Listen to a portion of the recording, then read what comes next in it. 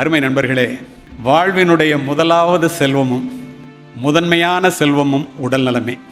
இன்பத்தினுடைய உயிர்கோட்பாடு உடல் நலம், உடல் நலத்தினுடைய உயிர்கோட்பாடு உடற்பயிற்சி.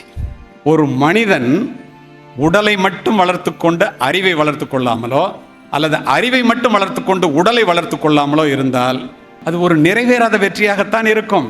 நீ உன்னுடைய உடலை எப்படி பேணி பாதுகாக்கிறாயோ அப்படித்தான் உன்னுடைய மனதையும் பேணி பாதுகாக்கிறாய். இந்திரா காந்தி சுட்டு இறந்து போன பிறகு, சுடப்பட்ட பிறகு நட்வர் சிங் உள்ளிட்ட மிக முக்கிய தலைவர்கள் சங்கர் தயாள் சர்மாட்ட போறாங்க. மிகப்பெரிய ஸ்காலர், மிகப்பெரிய அறிவாளி, மாமனிதன். இந்தியாவின் தலைமையை ஏற்றுக்கொள்ளுங்கள், உடனடியாக நீங்கள் தான் வரணும் அப்படின்னு போய் கேட்குறாங்க. அவருக்கு ஒரே ஆச்சரியம். ஏன் என்ன சூஸ் பண்ணுறீங்க சார்? மிகப்பெரிய அறிவாளி, உங்களை விட யாருமே இல்லை. நீங்கள் தான் இந்த நேரத்தில் இப்படி ஒரு கிரைசிஸ், இந்த மாதிரி ஒரு நேரத்தில் இந்த இந்தியாவிற்கு தலைமை ஏற்க வேண்டும் என்று கேட்கின்றார்கள். அவர் குலுங்கி குலுங்கி அழுகுறார். எல்லாருக்கும் ஆச்சரியம், ஏன் சார் அழுகுறீங்க என்று. நான் படித்த அறிவின் மூலமாக இந்த இந்தியாவை என்னுடைய விரலால் வழிநடத்த முடியும். ஆனால் என்னை வழிநடத்துவதற்கே, நடக்க வைப்பதற்கே 2 பேர் தேவை என்ற நிலையிலே நான் அமர்ந்திருக்கின்றேனே. இந்தியாவினுடைய பிரதமர் அப்படி இருக்கலாமா? கூடாது என்று மறுத்துவிட்டார். அவர் பதிவு செய்கிறார், நான் அறிவை வளர்த்துக் கொள்வதற்காக செய்ததிலே பாதியை கூட என் உடலை பார்த்து கொள்வதற்காக செய்யவில்லை. 13,000 கோடிக்கு அதிபதி ராகேஷ் ஜூஜூன்வாலா, ஷேர் மார்க்கெட். அவன் சொல்கிறான், I thought I am a very good investor. My best investment is in share, but my worst investment has been my health. I advised all of you, please invest more in health. 50 வயசு 60 வயசுலேயே என் சொத்தை சேர்த்து வச்ச சொத்தை அனுபவிக்காமல் செத்து போக போகிறேன்டா, தயவுசெய்து புரிஞ்சுங்களாங்கிறான். Steve job, வர்த்தக உலகத்திலே கோடிகளை கொட்டினேன், மிகப்பெரிய உலக பணக்காரர்கள் வரிசையிலே சென்றடைந்தேன். வர்த்தக உலகத்தை பொறுத்த வரைக்கும் நான் வெற்றியாளன் தான். ஆனால் இப்போது மரணப்படுக்கையிலே 60 வயதை கடக்கும் போதே, இந்த காலகட்டத்திலே 80 வயது என்பது மிக சாதாரணமாக இருக்கிறது. என்னுடைய உயிரை இழுத்து பிடிப்பதற்கான மருத்துவமனையினுடைய உபகரணங்களினுடைய சத்தம் மட்டுமே என்னை கேட்கிறது, எனக்கு கேட்கிறது. எத்தனை கோடி வேண்டுமானாலும் இந்த வலியை எடுத்துக்கொண்டால் நான் தருவதற்கு தயார். ஆனால் நான் வாழ்க்கையிலே தோற்று போய்விட்டேன். காரணம், என்னுடைய உடலை பாதுகாக்கவில்லை. நண்பர்களே, செல்வத்தை சேர்ப்பதற்காக ஓடி ஓடி உழைத்து ஓய்ந்து உட்காரும் போதுதான் தெரிகிறது உண்மையான செல்வம் என்பதே நாம் இழந்த ஆரோக்கியம்தான் என்று. யோசித்து பாருங்கள், உண்மையா இல்லையா?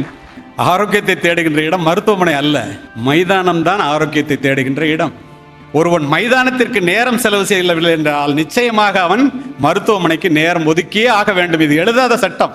ஒரு வாரத்திற்கு முன்னால் ஒபிசிட்டி பற்றி பேசுறதுக்கு டாக்டர்ஸ் கான்ஃபரன்ஸ் IMAலேருந்து கூப்பிட்டுருந்தாங்க. நான் போய் பேச போயிருந்தேன். அப்போ நான் சொன்னேன், exercise is the shortest route to கிரேவ்யார்டுன்னு. ஒரு டாக்டர் எந்திரிச்சு என்கிட்ட கேட்டார், எக்ஸசைஸ் லாங்கஸ்ட் ரூட்டில் எக்ஸசைஸ் பண்ணால் ரொம்ப நாளைக்கு உயிரோடு இருக்கலாம், நீங்கள் அதை ஷார்ட்டஸ்ட் ரூட் டு கிரேவ்யார்டுன்னு சொல்கிறீங்களேன்னு கேட்டார்.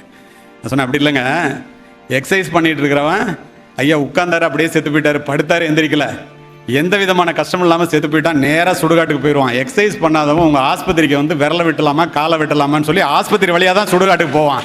அதனால அது லாங்கஸ்ட் ரூட். என்ன எல்லா டாக்டரும் இதான் பண்ணாங்க. இதை எதுக்கு சொல்கிறேன்னா, அந்த அளவிற்கு ஒரு வாரத்துக்கு 168 மணி நேரங்க. 168 மணி நேரத்தில் 1 மணி நேரம் ஒரு நாளைக்குன்னா ஒரு வாரத்துக்கு 7 மணி நேரம். மீதமுள்ள 161 மணி நேரம் உங்களுக்கு உத்தரவு.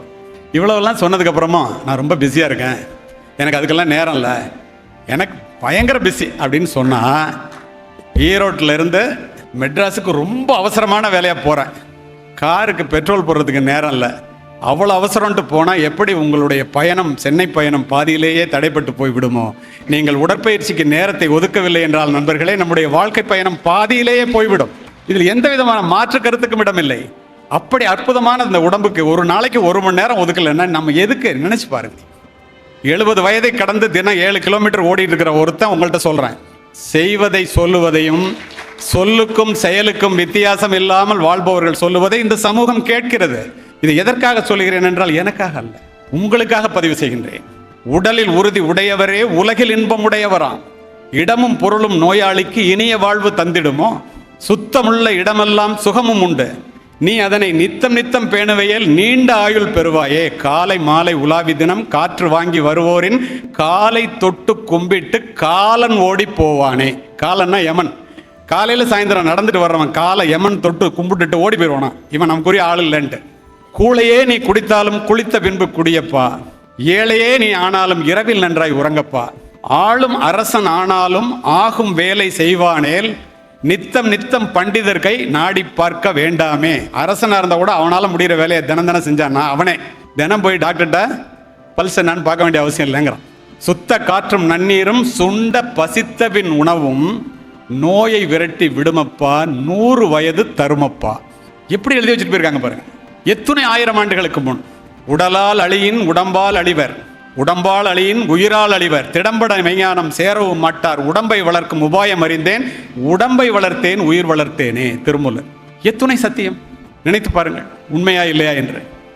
அரும்பு கோணினால் மலராகும், கரும்பு கோணினால் கட்டியும் பாகுமா, இரும்பு கோணினால் யானையை வெல்லலாம், நரம்பு கோணினால் நாம் அதற்கு என் செய்வோம். அரும்பு கோணலா இருந்தால் கூட மலரினுடைய மனம் குன்றாதான், கரும்பு கோணலா இருந்தால் கூட வெள்ளை கட்டி அதில் எடுத்துடலாமா, இரும்பு கோணலானா அதை வளைச்சு யானையே வெல்லக்கூடிய அங்குசமாக்கலாமா, நரம்பு கோணி போச்சுன்னா என்னடா செய்வேன்னு கேட்கு.